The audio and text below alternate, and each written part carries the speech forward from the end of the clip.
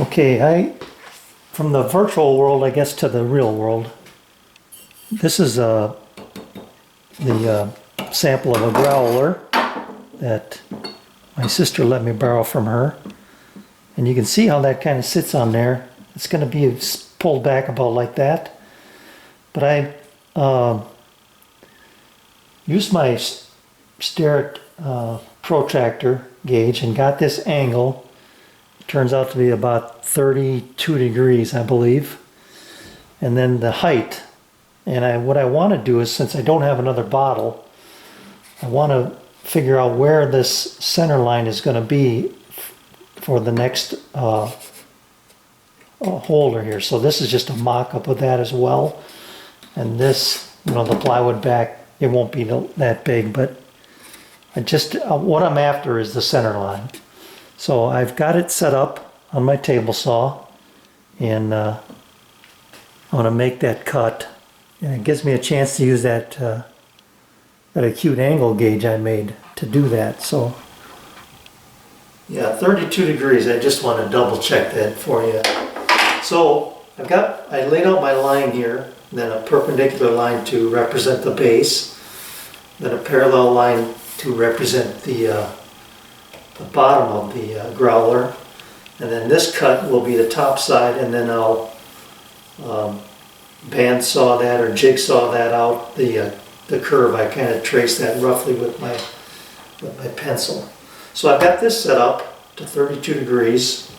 Use my Jorgensen hand screw there to be a clamp or a stop, and now I'm ready to go.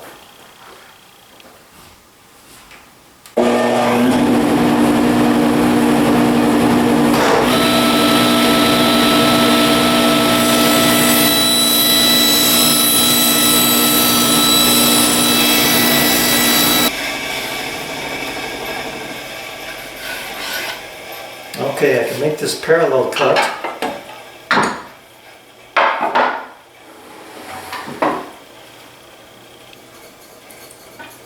And actually I want that to be, I don't want to come all the way out here because I want more of a reference surface than that.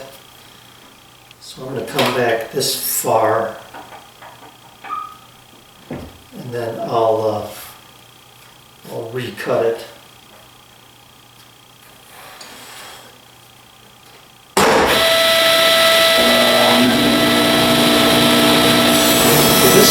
This cut at 90. I'm going to do that on my miter saw.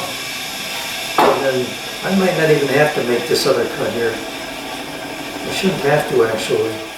Let me make this 90 and see where we're sitting. So you can see that's the angle that I want to see how far under I can tuck that. So when I bring this up now here, I want to leave about a 1/4 inch space. And by the way, when I looked at this profile, this seems a little bit high. I guess I'll put it that way, or long. It probably should come back and get cut back at a little better angle than what I've drawn there. But we're going to go with that. So there, I got to make sure that stays back. Like so, because that's how it's going to hang. So now when I bring it up,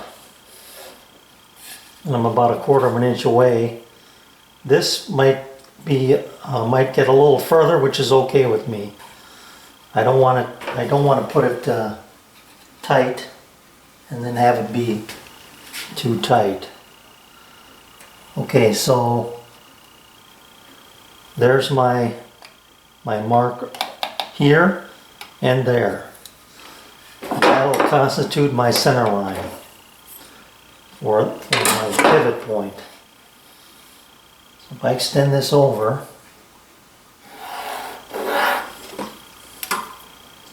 and measure, it should be about 10.5.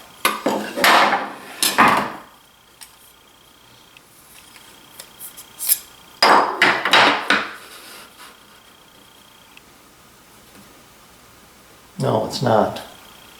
Why did I think it should be 10.5?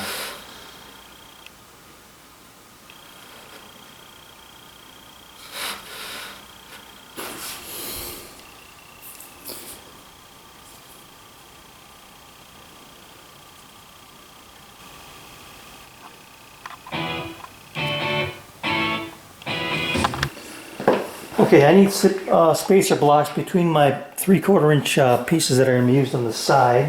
Let me grab those.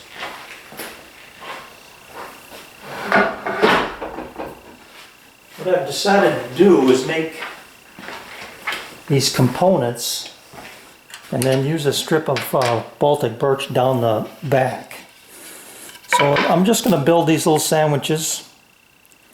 I need, for 2 of these, I need 6 of these 3 by 3 inches long by 2 1/8 inch wide about, or thick, or no, 2 1/8 inch high, 1 3/4 thick. So I milled up a piece of oak to give me that spacing. So this ends up being 1 3/4, and if it was off a little bit, I wasn't going to be too concerned, but it ended up being perfect.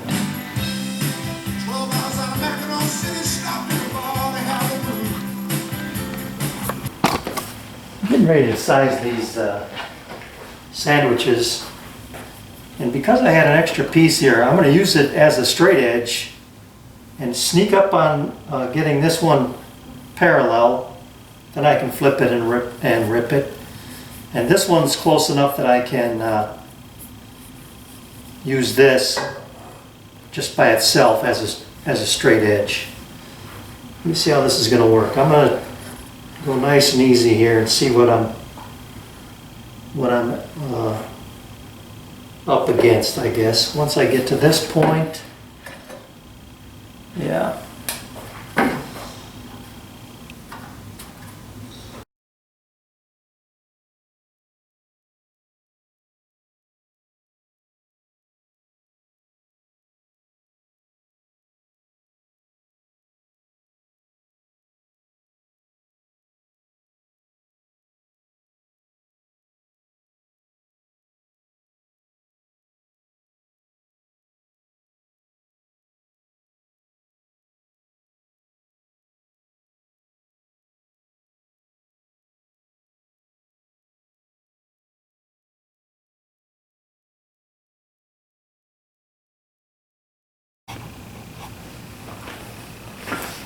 All right, now you can get the idea of what